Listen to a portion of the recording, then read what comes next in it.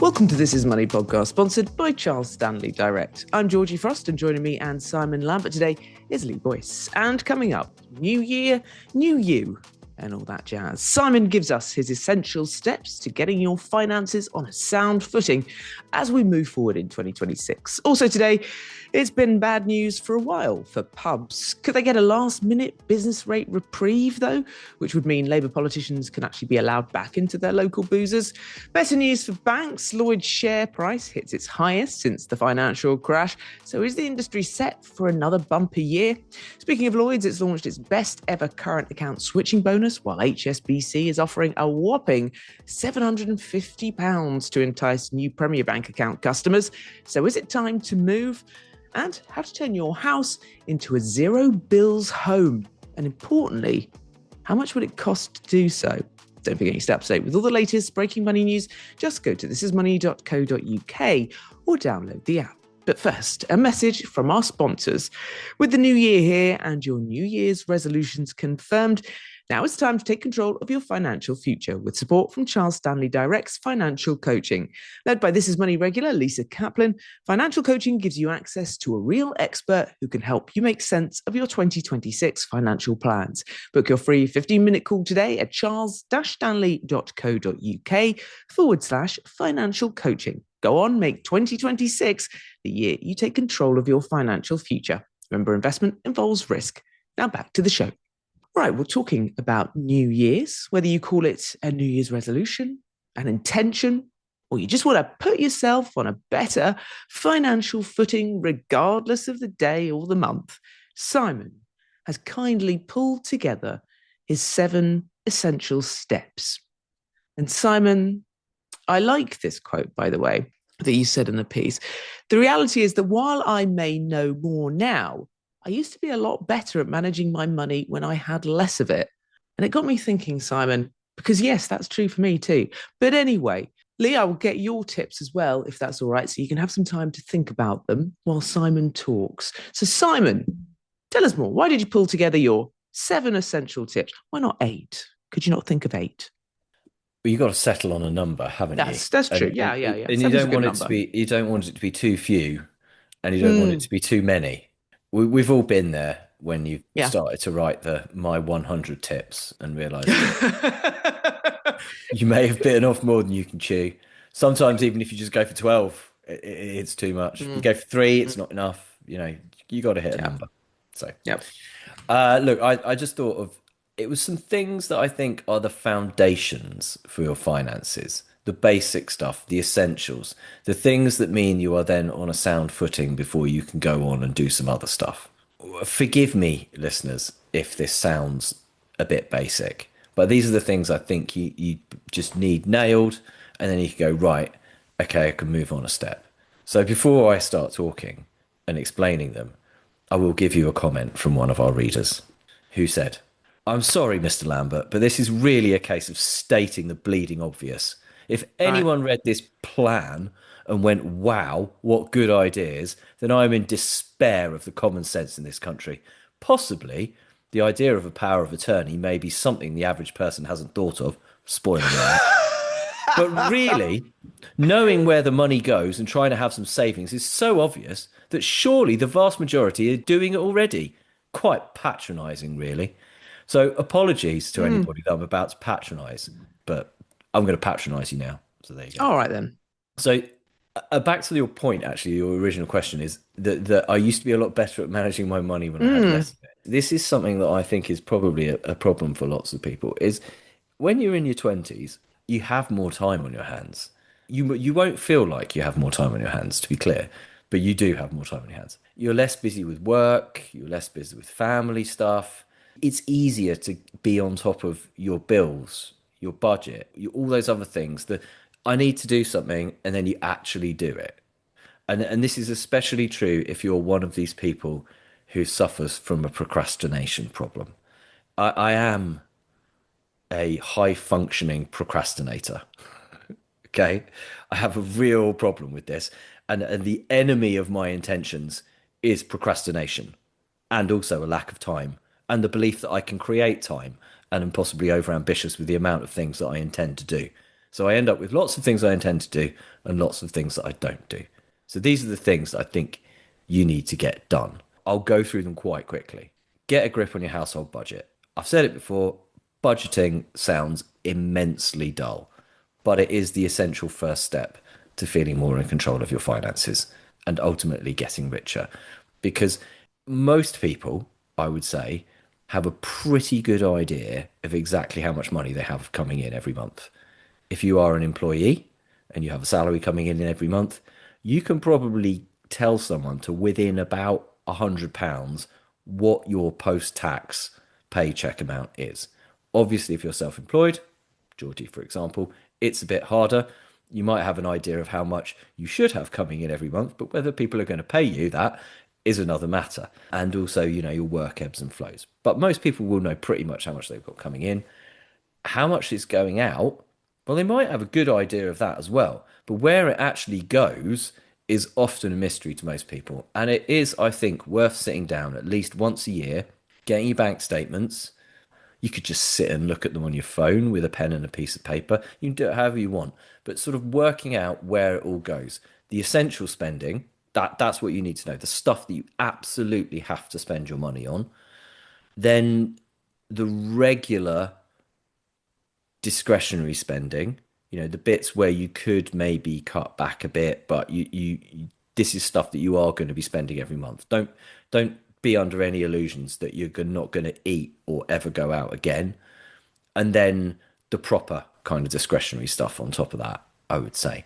Then you know what's coming in, what's going out, and how much you can save or invest. Checking your bills. Once you've done your budgeting, you then know how much you're spending on things like broadband, TV, energy, insurance and stuff. And you can look at whether you can save money on them. Fixing your energy bills, switching your insurance, mobile phone contracts are a prime example of things you could be overpaying for, and some other stuff that you might just be paying for and not using. So have a look at that. Sorting debts. We talk about saving, we talk about investing, but really before you do any of that, you need to get on top of debts if you have them. And if you have high interest debts, then you need to pay them off as soon as you possibly can. You probably can't pay them off immediately, which is why you have high interest debts. If you're just choosing to have high interest debts that you could pay off immediately, don't do that. That's not a good move. But this could be something like shifting it onto a 0% balance transfer card. It could be something like consolidating into a personal loan. It could be some other way of clearing that debt. Set yourself a time period, make it achievable, commit to it, automate it where you can. It requires perseverance. It is a long game. It could take more than a year, but should be a priority. A rainy day fund, even just having £1,000 in a rainy day fund makes a huge difference between if something bad happens, whether they end up falling into financial difficulty that lasts for years or they don't. So we talk about needing 3 to 6 months of spending in a rainy day fund, but that's your essential spending. It's from post-tax income. It's not 3 to 6 months of your pre-tax wages, which to most people will sound like a mentally large amount. If you haven't got an emergency pot, don't just go stick your head in the sand. Start saving one. Even if you start small, just having some of that there will help you. Saving into a pension. If you're employed, you should have been auto-enrolled into a pension. If you didn't auto-enroll into that, if you opted out, for example, or you've been employed since before that, then get yourself auto-enrolled. Make sure that you are in the most generous pension scheme that your workplace potentially offers, because this is a tip for people. You may not have been auto-enrolled into the good scheme that your company offers. You might have just been auto-enrolled into the standard auto-enrollment scheme, because I don't think they are allowed to auto-enroll you into the better scheme. You have to opt to do that. So check that you're in it. And check that you're paying as much into your pension as you can to make the most from your employer's contributions. If you're self-employed, it's on you. You need to save into a pension yourself. Open a SIP. Do it. Don't put it off. Get a will. Again, procrastination. Georgie's smiling here. This is something I didn't do for way longer than I should have done it. If you have children, financial dependents, long-term partner, you need a will. Otherwise, if you die, the intestacy rules decide where your money and your assets go, and that might not be where you want it to go, and you might leave those people I just mentioned somewhat in the lurch. Again, I had kids for quite a few years before I did my will. Once I'd finally done it, it was great because now I've got a will and it's sorted. So do that. And then finally, lasting power of attorney, the thing that the spoiler alert was about. Lasting power of attorney is something that we think of old people needing. And it's the classic kind of you get someone in their 60s, 70s, 80s to do it because if they're incapacitated, it allows someone else to act for them, either financially or on health matters. And there's two different types of lasting power of attorney, one for money and property, one for health matters. This is obviously a financial podcast, so we're going to focus on the financial one, but the health one's important too. But this lets you appoint a trusted person to take control of your affairs if you're unable to do so. So that could be through illness, accident, or another event that incapacitates you. Now, I think everyone should have one of these. Certainly everyone who was on the list before that I mentioned about wills. If you've got a financial dependent, a long-term partner, children, then you need a lasting power of attorney. Because if you think about it, you've got a will in case you die, like to help those people out, but it's probably statistically more likely if you're younger that you could end up in a terrible accident that incapacitates you than actually kills you. And is your family going to be able to get at the money that they need or make the financial decisions they need, deal with the mortgage, deal with something to do with the property if something really bad happens to you and you're lying in that hospital bed? If everything isn't in joint names and your partner's able to access that, you need a lasting power of attorney. You can do this yourself at gov.uk/power of attorney. And there's guides to all of this stuff. There's links in my column to all of this stuff on the website. So just go to thisismoney.co.uk, look up the column, and you'll basically find the helpful advice that will enable you to act on these 7 steps. And my final point on these 7 steps is, right, you could theoretically knock these all off in a month, like as in either doing them or getting started on them. Clearly, you can't clear your debts in a month or build a rainy day fund in a month, but you could get started on it. So do it before the end of January. Thank you very much, Simon. I can see from the person's perspective that bar the power of attorney, that was a bit of a surprise for me, but I agree with you 100%. A lot of those things are, especially listeners to this show, will be very aware of what to do. The problem is, lots of us don't do it. This is where I absolutely disagree with the gentleman. And I do think it is a lot harder when we're older. We have less time, we have more responsibilities. It's not just us, but also, certainly I didn't have as much money in my 20s. So I had to think about it a lot more. And then you get lifestyle creep when you're older, and we've spoken about that before. So the thing that I would add, and I've been jotting down, Simon, and this is something that slightly annoys me about finance, is that it's almost this one size fits all. If anyone has a problem with money, it's clearly because they're in debt. It's not. I mean, it might be that you're incredibly tight and it's ruining your chance of having any fun in life. There's lots of different reasons why people have an issue with money. So the first thing I said is write lists. And then I wrote a list. I'm a big list writer. Like when we spoke earlier, do we have resolutions or do we have intentions? Well, it depends on the type of person you are and what works for you. So figure out what works for you. Be positive. I'm a big fan of things like downloading banking apps. Having notifications come up on your phone when you spend money just engages your brain a little bit more with your bank and with your finances. Set up direct debits. Know yourself. If you're someone who's pretty lazy, who procrastinates, make it easy. Cut out the friction for yourself. And I've also written here, think about death. Famously, my other half at Christmas gave me a present. It was a book that said, "Now it's your problem," where I can fill in all the things about my death that I want to do. I mean, that's how much I talk about it, as you know, and as people to the podcast know, because I was badgering you for feels like years, Simon, to get a will. So that's what I would do, basically. And then I would read, I would listen, I would watch, I would immerse myself in finance. And the greatest thing I could ever say to people is have perspective. Think about where you were last year. Think about where you were the year before. If you've moved forward, great, let it motivate you. If you're not where you are, change it. Anyway, Lee, what are your tips Cool. Where am I going to get any tips in from you two's absolute kind of like, Sorry, mate. mega I was off budgeting? on one there. I mean, yeah, I don't know what else I can add to that. I mean, a few things I would say is, as Simon touched on, you just got to get on with it. And one thing that I've definitely found helps, for our household budgeting is having a January audit where it's boring. Wife hates me for it, but we sit down for a little No. while. We look at how investment pots have grown, how savings pots have grown, what's left on the mortgage. I call it the sort of like finances MOT in the house, just to Hmm. see where we're at and making sure we know we're on top of what's where. And I just find that quite a useful experience. And the other thing about budgeting is, and you won't be shocked to hear that, and you was touched on it there about, keeping on touch with notifications. I don't have those notifications on my phone because the last thing I want is more notifications on my phone about anything. So I do budget quite strongly with cash. Always have done, probably always will do. And there was some Mm. data out recently suggesting that cash use is holding Mm. pretty firm last year, and actually it pinpointed Essex and East Anglia, which made me laugh quite a bit, as places where cash use is still quite strong. And I still withdraw a couple of £100 on payday. I stick it in my wallet, and it's for my kind of like knowing that I'm not just like mindlessly tapping. But of course, it gets more and more difficult each year because not everywhere accepts cash, and especially for things like buying a coffee, it's for quite typically, especially the big chains, that just don't accept cash anymore. Yeah. But I find that helps, and then a couple of other things. I think, well, again, my wife hates me for this, but I'm just going to tell you anyway.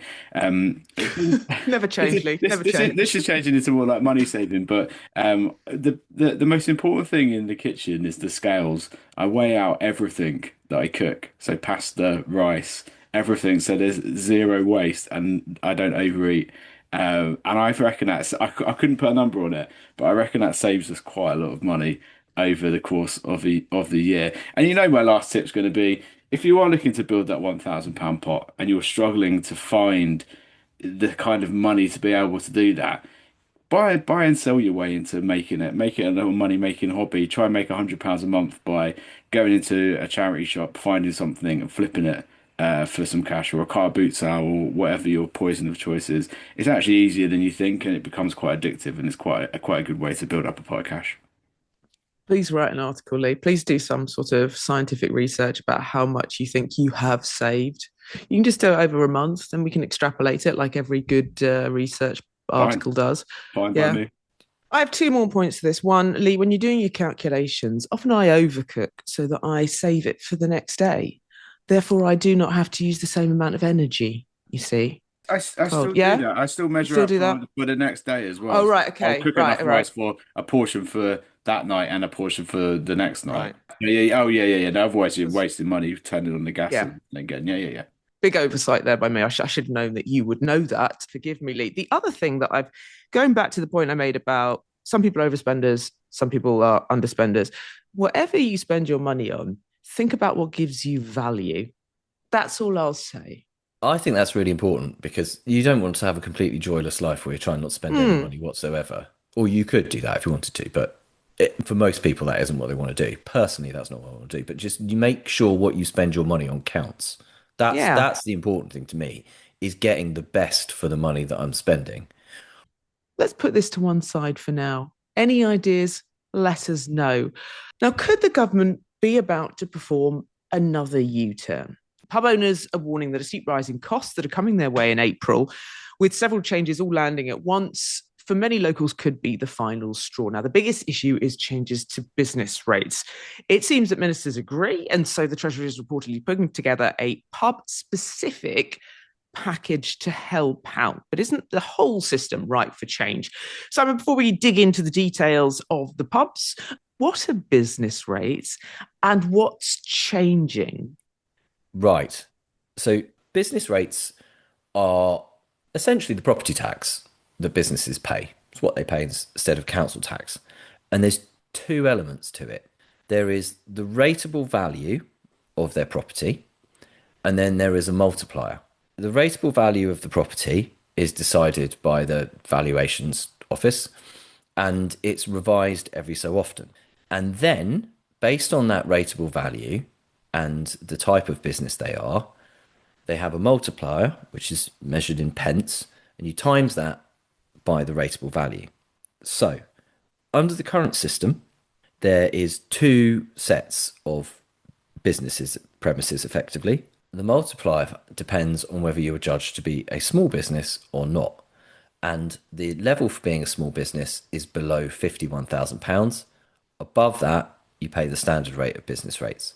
But also, under the new system, there's going to be higher business rates for businesses with a rateable value of more than £500,000.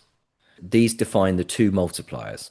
So you've got the small business multiplier, which is currently 49p, and the standard multiplier, which is 55.5p. That's for the above £500,000 properties.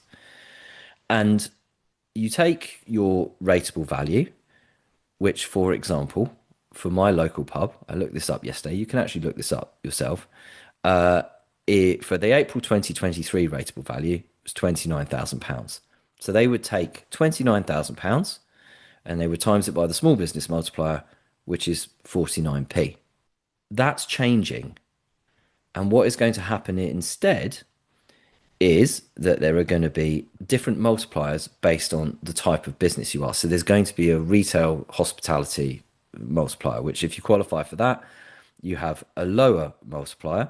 Again, it's still going to be done on the rateable value, which is there's going to be a higher one above £51,000 and a lower one below £51,000.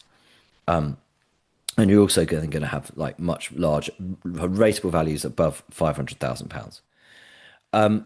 So but what's also happened is there's been a change in the valuations on properties. So they've been revised from April 2026, and that's based on what the property would rent for April 2024, whereas the one they're using at the moment is based on what the property would rent for in April 2021.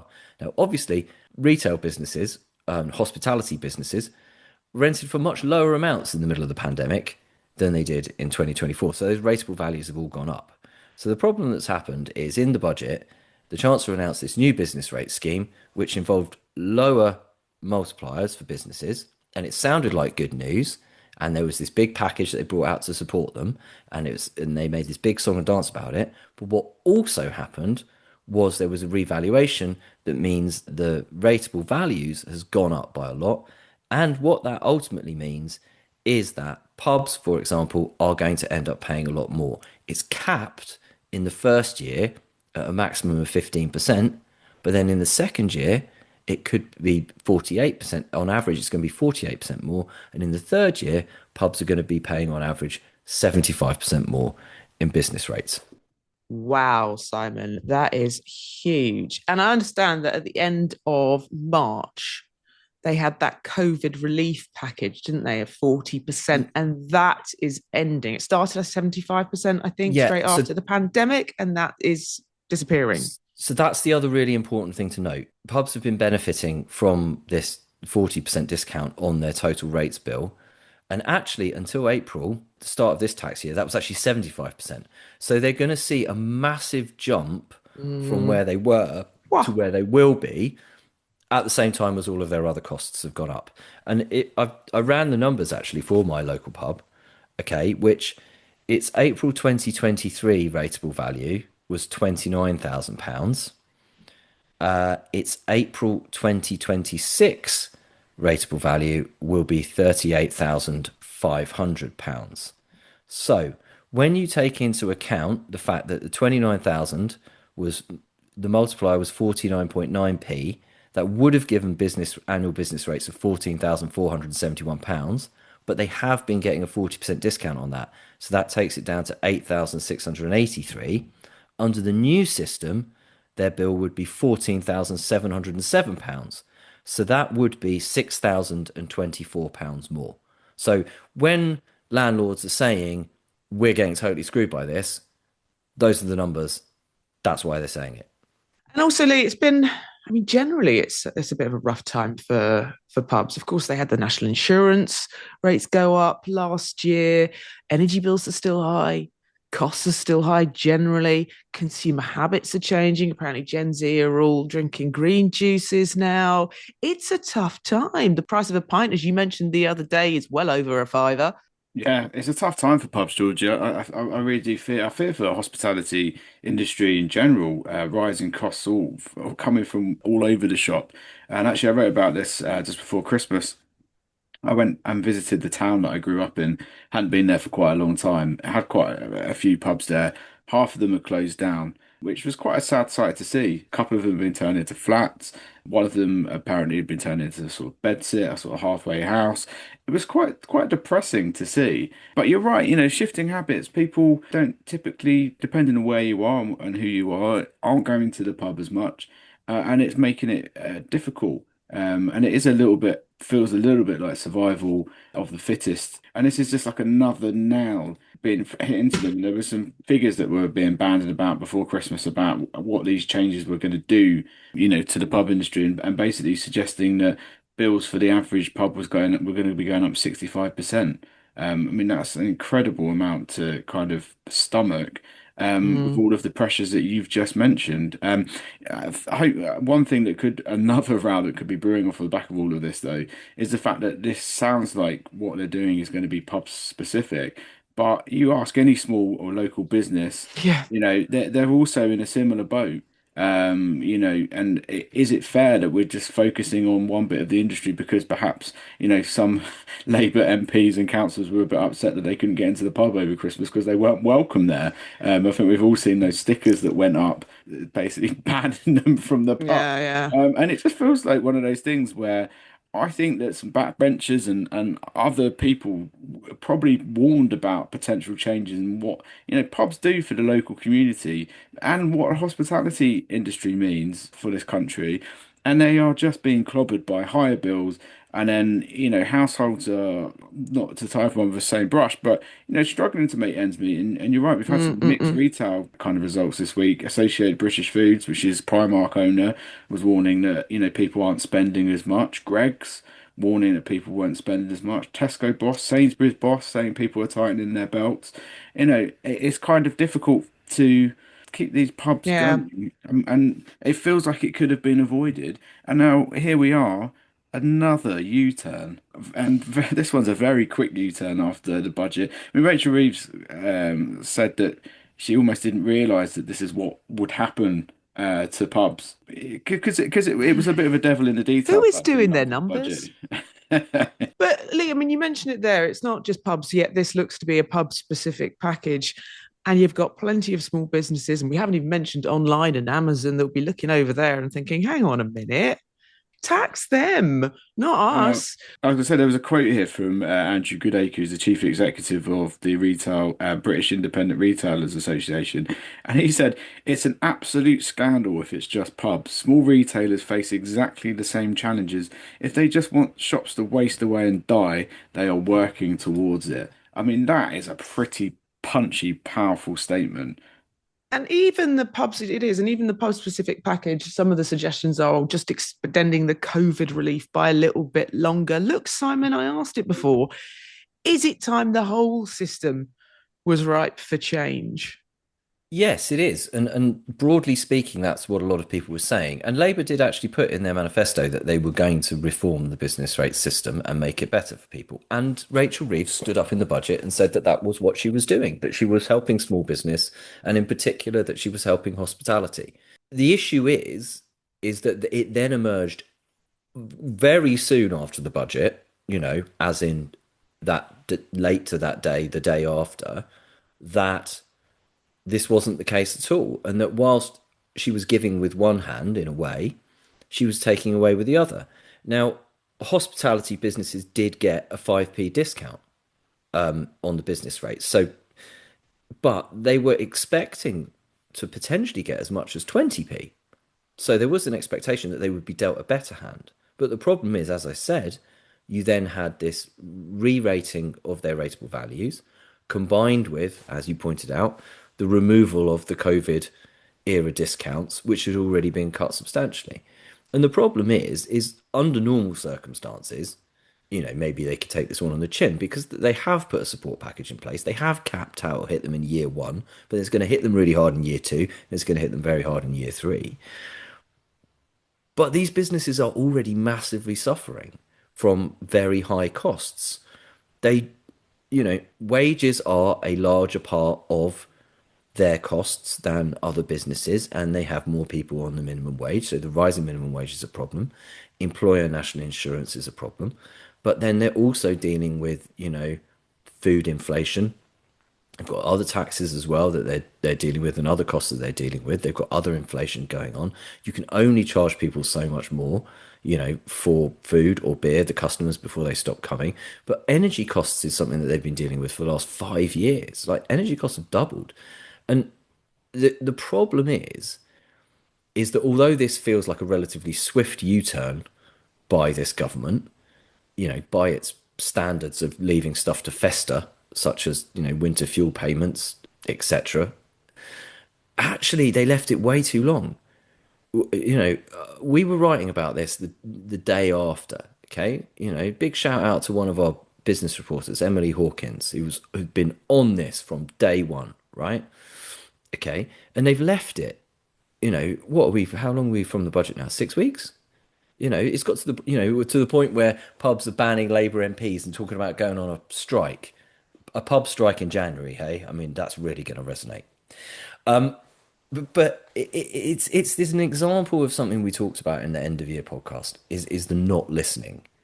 They didn't listen before the budget. It looks like this was rushed. It looks like it wasn't done properly. And you can get away with doing that once, but you can't get away with continually doing that. And this is not the first time it's looked like something has been rushed and not thought out properly. But then you've got to listen. And the problem is they just didn't listen. They just went, no, we gave you a good deal. They just stuck to the party line.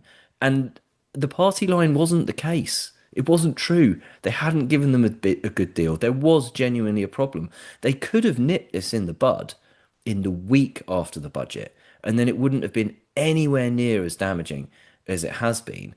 And the damage isn't just what's been done with the uncertainty and the problem and everything over the last 6 weeks.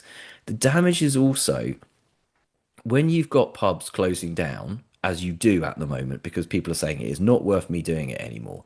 And this is not entirely the government's fault and the fault of inflation. Some of this is down to the big pub companies and the way pubs operate in this country, and the way big pub companies are unwilling to budge on what they're charging their own tenants and the people leasing their pubs.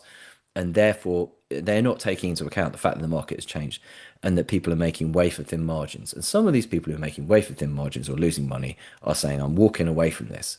But the big problem is what this is damaging is the chance of somebody else stepping in and taking on that pub.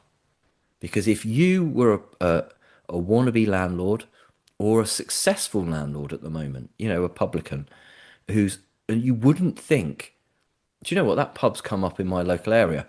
I'm going to try and take that one on because I reckon I could do well there. You just go, I am not signing up to any more of this. And that, I think, is the real problem that we've got going on here. And yeah, they've just totally missed the opportunity to help out a sector.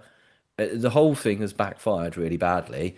And then, as Lee pointed out, it's now spreading. You've got retail going, well, hang on a minute. What about us? I mean, some of the hardest hit by this is hotels. We're not talking about hotels at the moment, but hotels apparently are going to get absolutely hammered on the business rates. And yeah, so I think we do need to totally overhaul the system. There's even people saying, well, maybe pubs just shouldn't pay business rates. Now, that sounds quite dramatic, but maybe we do need to think of something totally radical. I think what we need to do is we need to think about what we want and where we want to get to and what we value. And are independent retailers important? Are independent restaurants important? Are pubs important?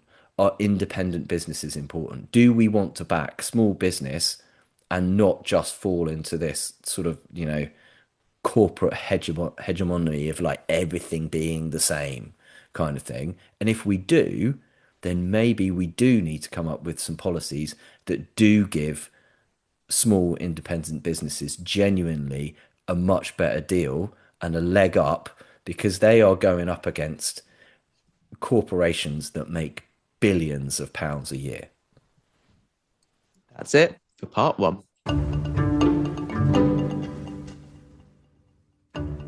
I'm joined now by Rob Morgan for our weekly Investing Explained feature. A man so dedicated to helping you understand your finances that he is recording from a camper van because he has no power, no Wi-Fi or anything at his home and has decamped somewhere else. Rob, welcome to the podcast. Thanks so much, Simon. Well, we've got a question here from a listener. I would like to start investing this year. How much do I need to get started? And what is an easy way to do it? There are a great many investment options, and that can seem really confusing, but it doesn't have to be complex. Using an investment platform such as Charles Stanley Direct, I would highlight two simple options to get started. Firstly, a global tracker fund or global ETF or exchange traded fund, and these invest your money across the globe in different share markets. A big portion of that is the US because of its size, but you do get the instant diversification of investing in lots and lots of different companies in a single investment. The second simple option is a multi-asset fund, which, as the name suggests, invests across different asset types, not just shares. Depending on the fund, there could be bonds, which tend to offer something different to the share markets, as well as other areas such as property assets or alternative investments such as gold. And the idea with these funds is that you're not taking as much risk as a pure share market fund, such as Global Tracker, as each component performs differently, so you get a smoother ride. However, multi-asset funds do vary in terms of how much risk they take, so you need to be careful to select the right one for your needs. Rob, thank you very much. Thank you, Simon. Welcome back. So, bad news for British pubs, bad news for small businesses, but good news for UK banks. This week, shares in Lloyds rose past 100 pence for the first time since the 2008 global financial crisis. Barclays saw their shares up more than 80% in the last year, while NatWest Group hit a 52-week high for their shares. Now, analysts at investment bank Jefferies believe valuations for UK bank shares have considerable scope, Simon, to rise further in 2026. Do we all rush out and buy? Firstly, the overall picture of the UK banking shares and sector. I mean, I would say rush out and buy if I wasn't someone who's been sitting on some Lloyds shares since Jesus was a boy, waiting for them to go up. Oh, I was looking up the last time I wrote about holding on to them, and it was 2019. And that was after I'd written about holding on to them in 2014. And I'd written about holding on to them before then. And I've been thinking they could hit 100p for a long time. If I'd have put my money I put into Lloyd's shares somewhere else, I would have made that gain a long time ago, to be perfectly honest. I hold Lloyd's shares because I was a Halifax member when it demutualised, and I was just old enough to get free shares in Halifax when it went from being a building society to a bank. And then I had HBOS shares, and then HBOS collapsed in the financial crisis, had a rushed arranged marriage with Lloyds. There was a massively discounted rights issue. I thought, well, you know what? These bank shares can't get any cheaper. I might as well buy some more. So I bought some more. And then there was another massively discounted rights issue. So I bought a few more that I was allowed to buy. And then I sat on them thinking these bank shares can't possibly get any cheaper. And they possibly did get cheaper. At times, I've been not paid to wait because the dividend was cancelled after the financial crisis. I've been paid to wait because the dividend came back. I've been not paid to wait because the dividend was cancelled during COVID. I've been paid to wait again. And finally this week, I got there. My Lloyd's shares hit 100p. Do you know what I should have done with them? Sold them straight away. I don't care how high they go. I should have just got rid of them. Good riddance to just not bad rubbish, but just stuff that you've held on to for too long. Yeah. Anyway, they're still sat there because unfortunately they're old like paper shares, and so they're not in a share dealing account. So selling them would be too much of an effort. and also, as I explained earlier, I'm a massive procrastinator. So ask me again in 10 years. We'll see where we are. Yeah, we'll see. So what are Jefferies saying? Yeah, so investment bank Jefferies is saying that UK bank shares have considerable scope to rise further in 2026. It put out some research earlier this week, basically saying that bank stocks made up a big part of the FTSE's rally last year. So FTSE 100 went up a fair amount last year. The banking sector, Britain's banking sector, accounted for 40% of the rise. Amongst the rises in that, HSBC, which is very Asia focused, it was up 318 points. We had Barclays and Lloyds, we were just talking about, also, rising. Barclays was up 80% in the last year. NatWest shares hit a 52-week high on Tuesday. They've been rising. Bank shares have been rising, and I think there's quite a lot of people that are probably in a similar boat to Simon. Have held on to bank shares or bought bank shares after the financial crisis, thinking they can't get any cheaper than this, and have been long waiting for banks to rise again and go higher and then cash out. But as Simon points out, he probably would have been better placed putting the money somewhere else. But when you've got old paper shares like that, there's a lot of effort to go and cash them in. But one of the big reasons why banks are soaring and doing well is higher interest rates. They are key. They're able to charge more on loans while they've been keeping savings rates low, and it's boosted profits sharply. We've spoken about this numerous times and written about this numerous times. The amount that they're making is vast. So Jefferies has upped its price target on some of these banks. So for Barclays, it's upped its price target 19% to 560p, Lloyds by 13% to 119p, and NatWest by 14% to 720p. And there's some other smaller banks that are around that it's got buy recommendations on as well. Paragon Bank, OSB Group, they're targeting much higher returns than what they were previously forecasting, and the weighting that these banks now have on the FTSE 100 has risen compared to where it was at before. So the weighting at the start of 2025, so the percentage that banks made up of the FTSE 100 is 13.1%. At the start of 2026, it's at 17.3%, showing just how well they're doing. So basically, what you're saying is interest rates mean they can charge us more when we borrow for them, and they've not giving us as much in savings rate. Brilliant. Lovely. Yeah, that's the gap between the two is where they're making a lot of their money, Georgie. It is, and some of the banks are obviously better than others. You only have to sweep around and look at what the savings rates are on offer at banks and compare them to what they're offering for mortgage borrowers, first for including first-time buyers, and if you're in the fortunate position of having 40% equity or more, the gap is big. And they're making billions of pounds from that. And that's why we always hammer home the message of it's a two-pointed argument, really. Two-pronged argument is move your money to earn more interest for yourself, but also move your money so you're not just letting big banks cream massive profits, because why should we? Absolutely right. Why should we? Simon, is there any link to UK banks doing well and the UK economy doing well? There is quite a strong link between the UK economy and UK banks. They're very connected to the consumer economy, but it depends which bank you're talking about. Lloyds and NatWest, much more directly connected to the consumer economy. Some of the smaller banks as well. Some of the mega banks like Barclays and HSBC are much more globally focused, and investment banking plays a major part there. The thing to think about with bank shares as well is also that sentiment has changed or is changing on them. Banks have been unloved since the financial crisis.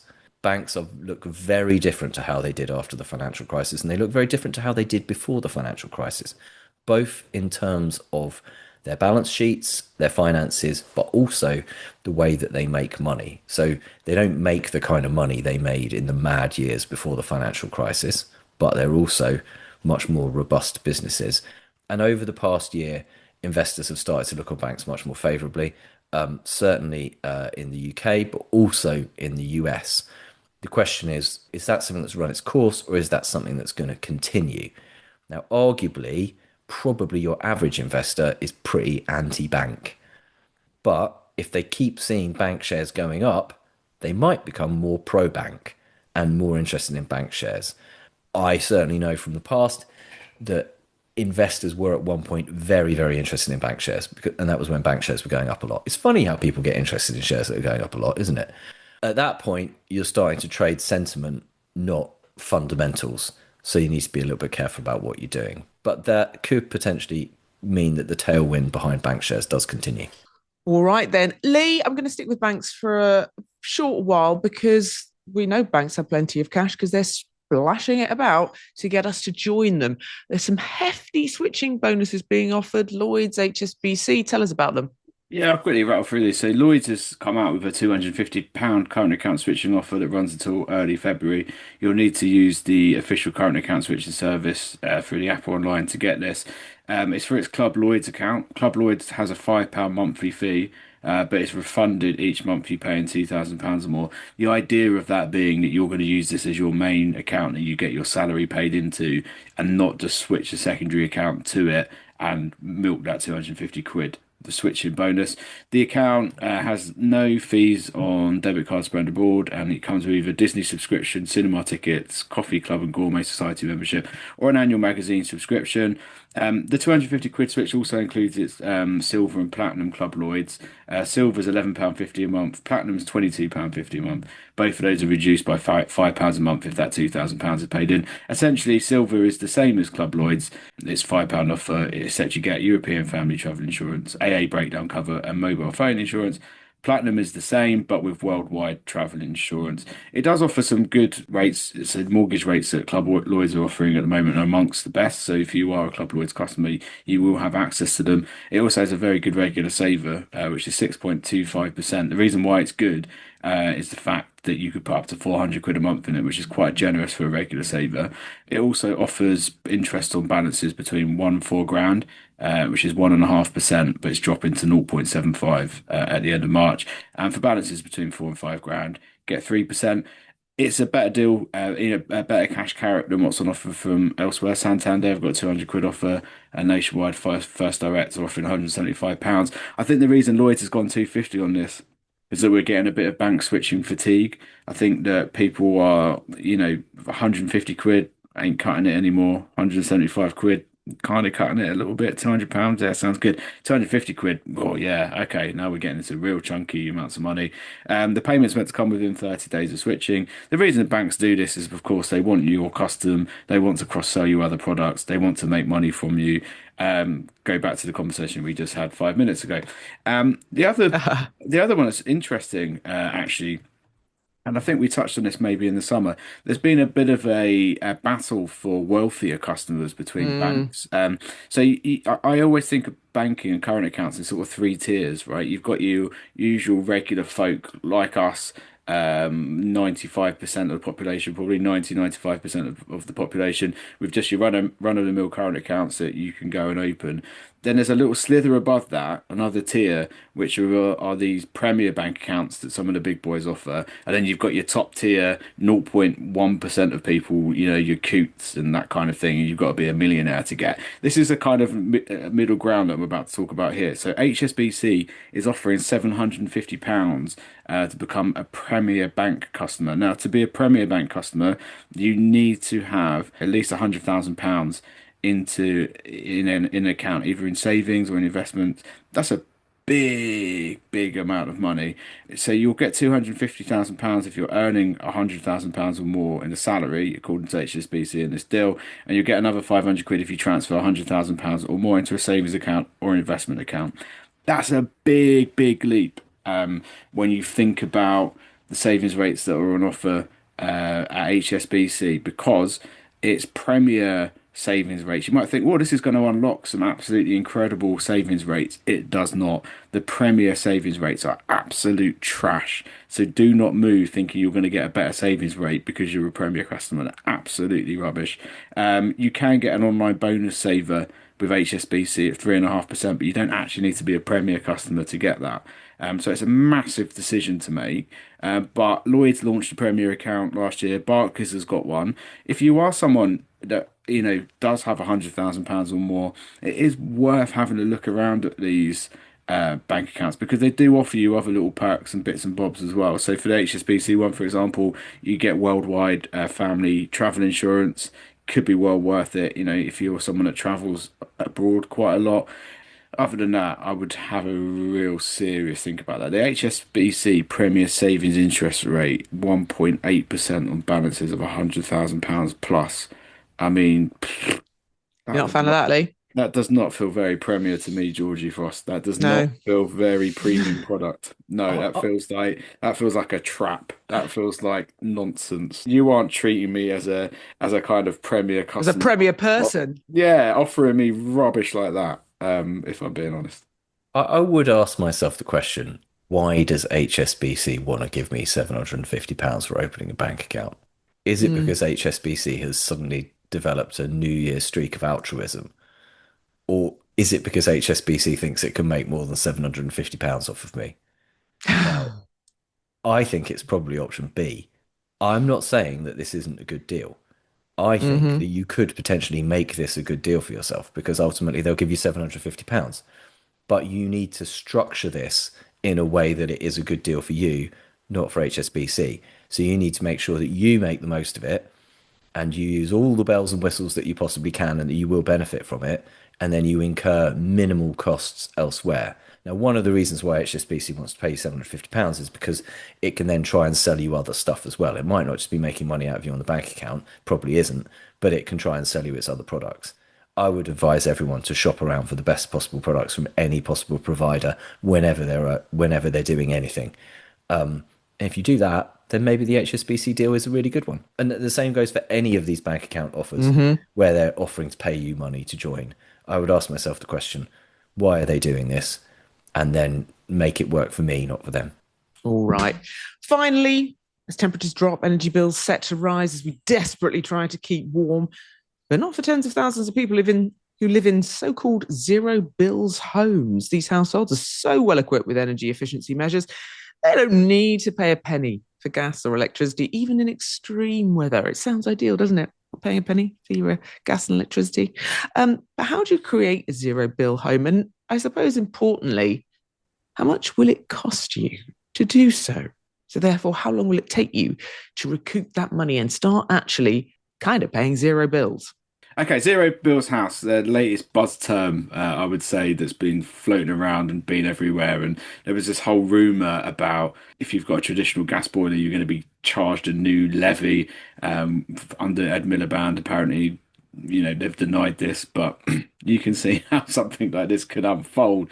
It's all in a push to try and get more households to have heat pumps, solar panels, and battery storage in order to basically be more in control of your bill. So obviously, it was not that long ago when the energy crisis erupted. We saw our energy bills go through the absolute roof.